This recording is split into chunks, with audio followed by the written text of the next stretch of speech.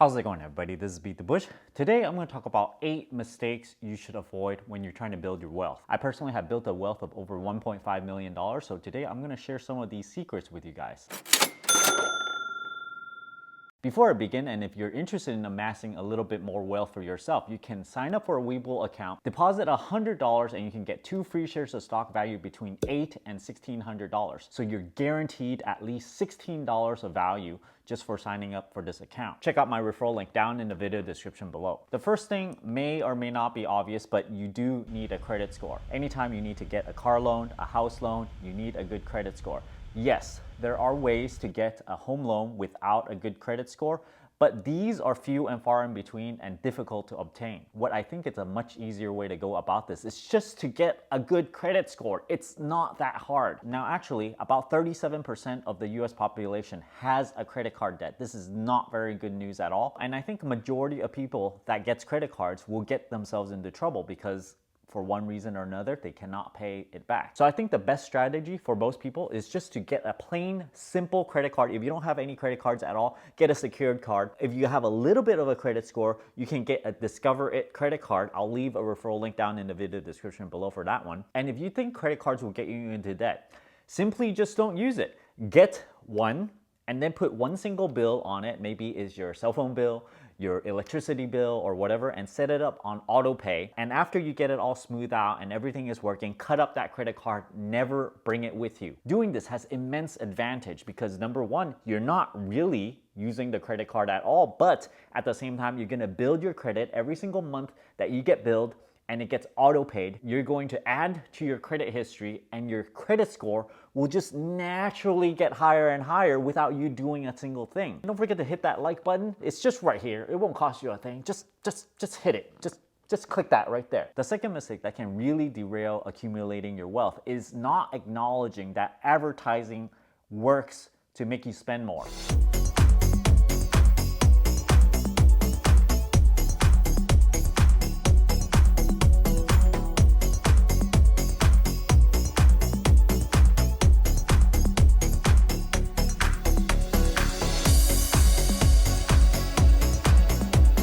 People, they say they have a really strong willpower. They say they only buy it if they really want a certain thing. But you really have to think about, why do you want that certain thing in the first place? Was it because of advertising? Was it because advertising told your friends that they want that thing and then you talked over it over dinner?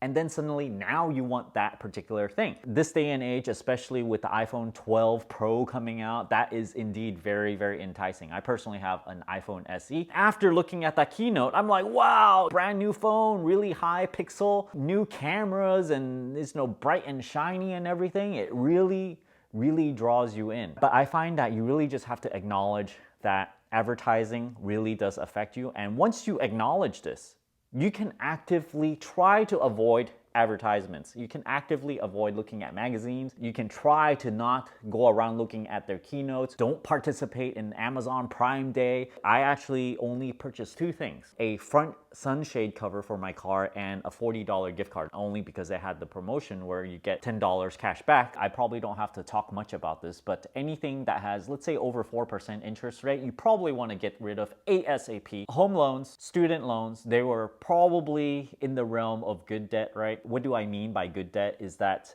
the percentage rate is low enough that you can possibly, instead of paying it all off, you can invest in the stock market and get much better gains than 4%. If you have something like personal loans at 7% to 12%, credit card loans at 15%, things of that magnitude, you probably want to pay those off ASAP. The fourth thing kind of relates to myself because I have an issue with pinching pennies. If you see my previous videos, some videos, I pinch the penny pretty hard. So hard that it just kind of flattens out and it turns into a sheet, like a copper foil or something. And well, I have to acknowledge that this is probably taking it too far. And I believe my pinching penny ways makes a lot of people cringe. And personally, I have a problem fighting this. It probably stems from me having not the most well-off type of childhood because I always have to save money for myself.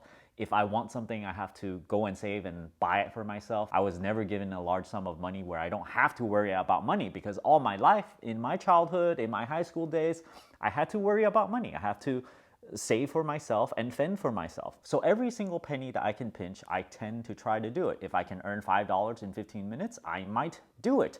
But in the end, you really have to think about if you use this time instead to do something better and do something in your regular job, do something more productive. Maybe it can earn you $50 an hour. It's really, really hard to save $50 an hour when you're penny pinching, when you are doing couponing stuff, when you're doing those Cash App things that I talk about, swag bucks, all these have a limit to it. I pushed it really, really hard, and you're probably gonna strain yourself just to get $50 per hour through all these things that I mentioned. Not to mention that every single time you go around doing couponing, you are spending your time, you are spending gas money, you're spending depreciation of your car. So, you probably spent $5 in car depreciation and gas or electricity or whatnot in obtaining this $50. So this is gonna reduce your earnings even more. It's sort of like a leap of faith over here. You have to let go of all those small money. Once you let go of that small money, then you can concentrate on the big money. Maybe you're gonna earn $100 an hour instead of this penny pinching $15 an hour. My personal difficulty with this is when I see that money there, it's really, really easy to get. It's like low-hanging fruit. But you really do have to resist the urge, and I personally think I need to make more progress on this. So this is not just me saying, haha, I'm at the highest pedestal, I'm gonna tell everybody how you can get wealthy. I am learning this on my own because I certainly think that if I did not penny pinch, maybe my net worth would be higher right now. Maybe it'd be like 50% higher, 100% higher. Going forward, if I don't make any more videos about these penny pinching ways, most of you guys will be much happier. The fifth thing is about health. Healthcare costs a lot of money. If you fall into having some sort of health issue, you're going to dramatically reduce your wealth. It costs a lot of money. If you're gonna buy diabetes medicine, whatever kind of medicine, you have to go in, pay a lot of copay or whatever, surgery costs and things. So it helps to eat healthy, eat organic foods, don't eat fast foods. And I know I made videos about fast foods, and I'm personally also trying to get off of this. Maybe at most eat it once or twice a year. Definitely the best is to avoid fast food at all costs. Don't ever eat it again, and you're probably gonna reduce your healthcare costs dramatically going forward.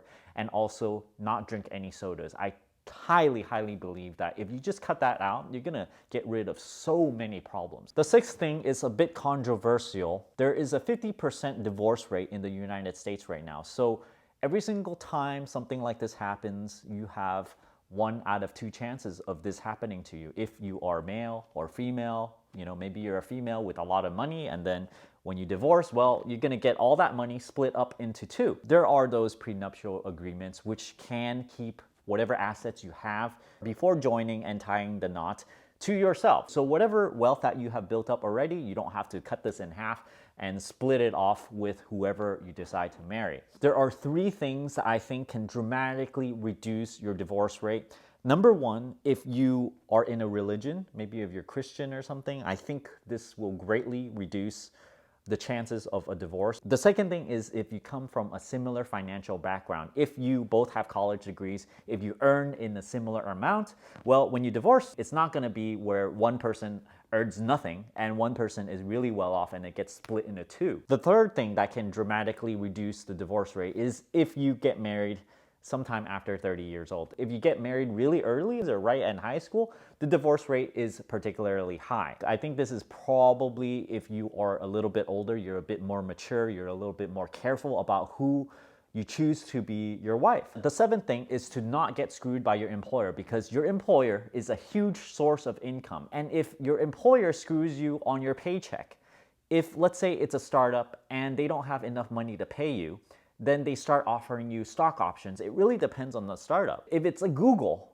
yeah, maybe you want to take all the stock options there are, but if it's just some no-name brand, small startup, then you probably don't want their stock options. You're just getting paid stock options with a value of 0, so you're just working for free. If you're in that kind of dilemma, you really have to sort of value the company a little bit yourself. Like if you're gonna be an investor in the company, if it looks like their prospect are gonna be really good, that they're gonna make it, they're gonna make a profit eventually, then you might want to take the stock options. But 9 out of 10 startups, they don't make it. So in my case, every single time they offer me stock options, I think this happened once or twice or something, and I always refuse. I'm like, nope, this is not something I'm gonna take. I rather take real hard cash rather than, let's say, a 25% reduction of my salary, and then they pay me a really good buy-in price for the stock options. The stock options are basically worthless to me for that particular company, so then I'm like, no, I don't want to take that.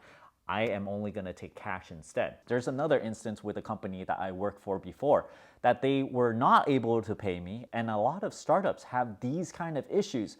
If they have cash flow issues, it means they can't pay you, which at that point, there's time for negotiation, right? You can either just jump ship, move to a new company, or it's possible that you can drag it out for another month or two by taking the products that's at work. For example, if you're an electrical engineer, there's a lot of expensive equipment. There's oscilloscopes, there are Aeron chairs, there are desks and stuff. Just say, okay, I'm gonna work for you for another month. Pay me in these products. And you can just go and value how much they're worth on eBay. And at the end of that month, all those things belongs to you. And if you happen to terminate employment with them, you just take all those things with you, and all you have to do is just sell them, and then you can get what they're supposed to pay you. The last and final thing is under-investing in yourself. Some people, maybe they might be working at a menial job, and they just go, how can I get wealthy? What can I do? The thing is, if you're trying to build wealth, it's all about cash flow. You need a massive amount of income coming in, and there's always going to be some sort of expenditure, and you need to minimize this. So what's the simple formula? Maximize income, reduce expenses, and make sure your cash flow is positive. So your net worth always keeps on increasing rather than decreasing. Personally, I got a college degree, and it took me 4 years to get my bachelor's, another 1.5 or so to get my master's. So this is a significant chunk of time. Everybody gets to put in their time in order to obtain those skills. Even for making this YouTube channel, I have to invest a lot of time because I'm interested in video editing. So then I obtain the skills on how to video edit, how to do Photoshop for the thumbnails, how to speak to the camera. This is a developed skill. So there are all these tiny little skills that you can work on yourself. Maybe you want to pay money for tuition, pay a class so that you would learn those skills. Every single skill that you develop, it's going to add value to yourself, and it's going to increase your potential income once you have all these skills.